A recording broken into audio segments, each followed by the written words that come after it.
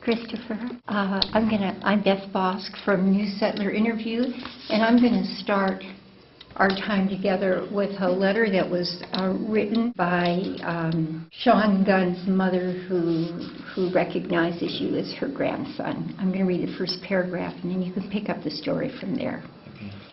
Sir, I'm writing from Germany, where I serve as a Department of the Army civilian with the U.S. Army. I'm writing because of concern for my grandson, who's a California resident. Christopher Diaz has a well-documented history of asthma and multiple food and environmental allergies. Several years ago, after a hospital stay in intensive care, following the collapse of a lung due to use of medically prescribed asthma inhalers, he was advised to move to California to consider alternative treatments and to maintain an organic lifestyle to avoid allergens contributing to his health difficulties. Last year in August, he returned to Texas for the funeral of a family member. While driving through Brownwood, he was admittedly profiled by the local police and stopped. The claim was he was driving an unregistered vehicle, which wasn't true. Because he declined courteously and respectfully, according to the trooper, to provide his identification, he was arrested. Of course, the police found his medication with both his prescription and his religious belief documentation wrapped around the bottle. What was the documentation around the bottle? It's a sacrament religious tag from the Hawaii Cannabis Ministry. I don't know if you know much about No, I don't. the Hawaii Cannabis Ministry. Both of my parents and several other of my family members are part of this, ministry, and I follow along the same beliefs, although I'm not a minister myself, but I do follow the same beliefs. And what would you say those core beliefs were? That God put the cannabis plant here on earth for every human being, for everybody, it's a God-given plant. I believe that's what the interpretation of Genesis 1:11 is. God put every fruit-bearing seed and herb-bearing seed, here on this planet. Why had you wrapped it around your medication? What led you to do that? Because the medication is a sacrament, it was put here, on this earth from God, and although I am a medical patient, I believe that God put the plant here for, humans as well. When your car was stopped, what was was any reason given to you by the officer as to why they had stopped your car? No. Later on, I was told that it was for expired registration, which the tags on the car were not expired. It's a California car and California plates and tags. Where did the notion come from that's been offered that you were stopped, that you were profiled? You were stopped because you were driving with California plates through the state of Texas. The state trooper openly admitted it at a pre-trial hearing in court on the stand. When did you first come to California and why? In 2007, I think, was my first time to come to California. The main reason being that, cannabis is recognized as a medicine here, and I can medicate within the California legal guidelines, legally, and other reasons being, I feel like it's a better place than Texas to have a family, Late at night when you were stopped by the officer, why didn't you give him your name or a name when he requested it? That's the question out there that I think follows you. Mainly on my personal beliefs. What are your personal beliefs regarding naming? A name is not who we are. It's, it's basically a fiction. We can't be the name that we were given. To me, the connection between the two human beings is what matters. And,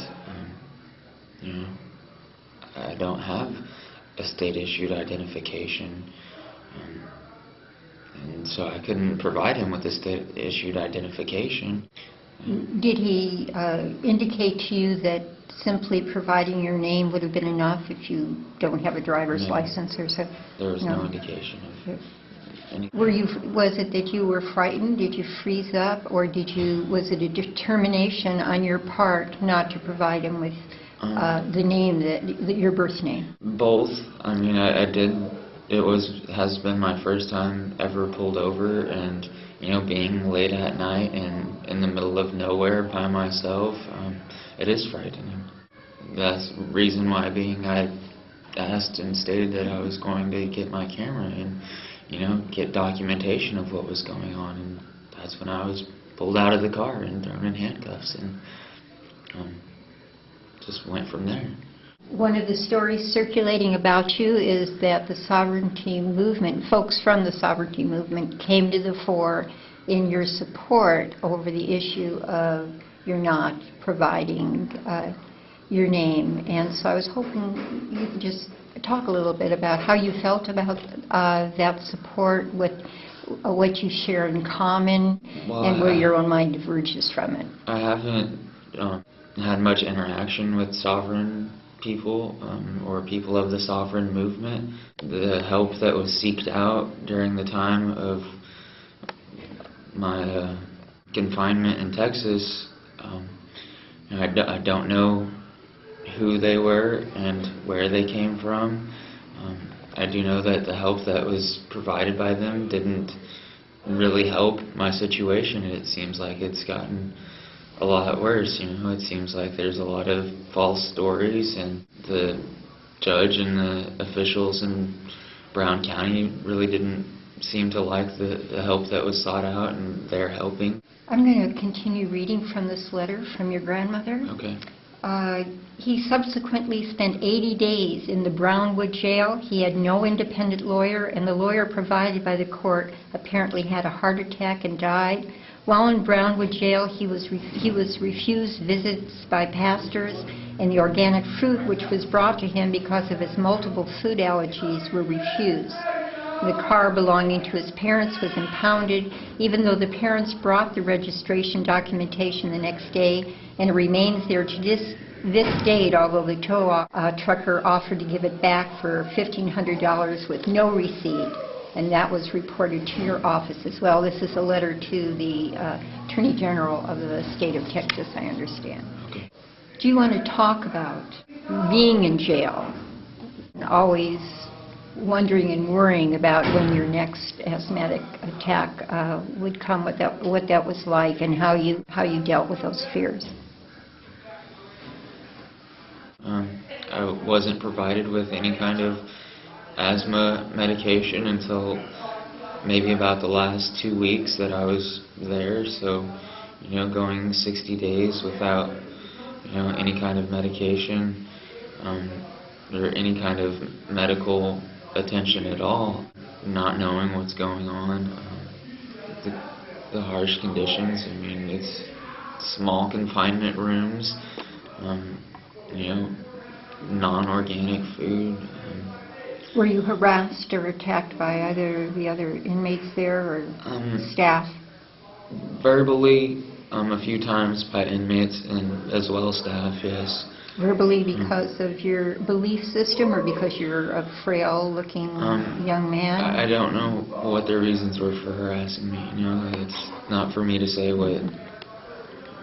When you're bailed out finally, I think another grandmother put up bail money. Right. You determined not to stay in Texas. Could you explain what they were charging you with and why you made the determination to leave the state?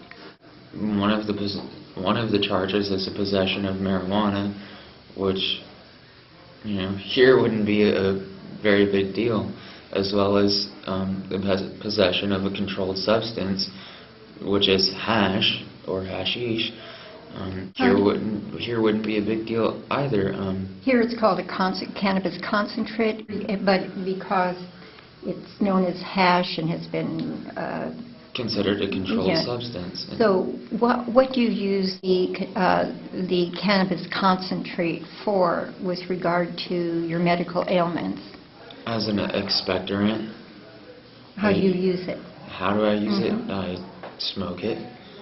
And then it helps you spit out? Yes, it helps. Whenever I can't get the deep breath, it also helps me to get a deep enough breath because, I have to cough, and it coughs up the congestion in my lungs, and it gets that deep enough breath, because, it's an expectorant. It's much stronger than, just the cannabis itself. And by smoking it, that's the quickest delivery system Yes. the body has, rather than through other ways of ingesting Right. the cannabinoids. So let's go back to the decision. You've been bailed out, and you determine not to remain in the state of Texas. How did you come to that? I couldn't find anybody that was willing to help in Texas. The While you were public in defender had passed away. I had spoken to several attorneys that didn't really seem like they could do anything and that were willing to help on my behalf. And do you leave Texas the day that you're released from the Texas jail? No, I actually stayed in Texas for maybe a little over a month and a half. Speaking to different attorneys, seeking out help in Texas with no luck, and then decided to come back to California where I do live and seek help in California. Did you make contact with any of the officials in Texas from California? I tried repeatedly, but I did not get contact or response. When you made those attempts, how did you identify yourself? As the man that they know of, Christopher Diaz. One of the reasons you're here is because you have two very young children, and you were raising them by yourself with the help of your mom and her partner. You're a very young father, so let's talk a little bit about having your first child at such an early age, at age 16, that part of your journey. Your dad. Well, obviously I didn't have the children myself, but yes, I did bring two children into this world. They're beautiful. It's a beautiful thing to have two children and one children, to have any children. Talk to me about raising them as a kid yourself, though. It makes me want to be a kid again. It's difficult, but I don't know. I wouldn't really think too much about other people's and how they deal with their children or their lives or how old or young they are when they have their children. I try to live my life and deal with what comes at me, day to day. And having two children was, it's a handful. It's two handfuls. Why don't I continue with this letter from your grandmother? Okay. He was finally released and court dates kept changing. He returned to California because it was there he had employment and needed to be able to support his two small children. And this in parenthesis, I acknowledge that was a bad idea, but I doubt Texas is going to provide support for these two children, and the mother left the children with him, returning to Texas. Subsequently, in this last month, he was tracked down and is sitting in a California jail awaiting extradition to Texas. I'm writing to ask that you consider waiving the extradition request and to reduce the charges to a misdemeanor. As a Texas resident, I thoroughly understand that possession of marijuana is illegal in Texas. The amounts he had was worthy of a misdemeanor, not the threatened 5 to 99 years. Do you want to talk about what you face?